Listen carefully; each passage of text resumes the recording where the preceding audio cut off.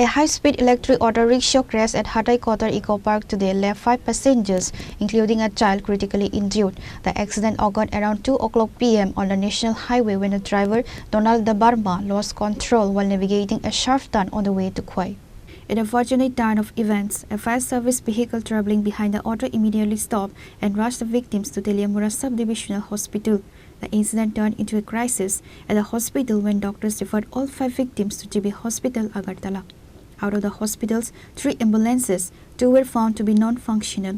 This forced 2 critically injured patients to lie in the hospital corridor for over 30 minutes without transport.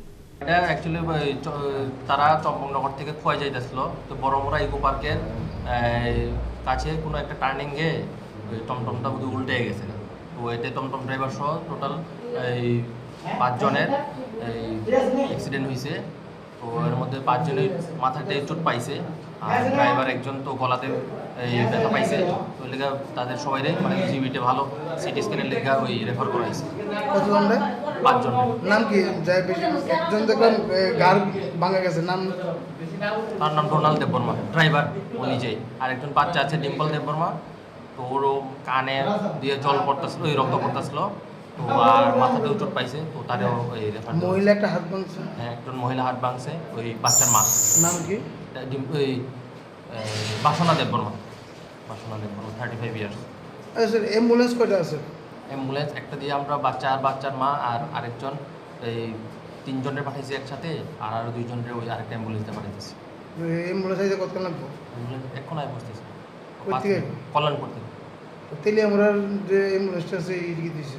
তেলিয়ামুড়ার ambulance দিয়ে আমরা পাঠাইছি প্রথম রোগীরা। আরেকটা যে অ্যাম্বুলেন্স আছে? আরেকটা অ্যাম্বুলেন্স এটা আগরতলাতে গেছে স্যার। না, এখন অ্যাম্বুলেন্স নাই আমরা অ্যাভেলেবল। কইলো যে নষ্ট হয়ে গেছে 2-3 মাস ধরে একটা অ্যাম্বুলেন্স।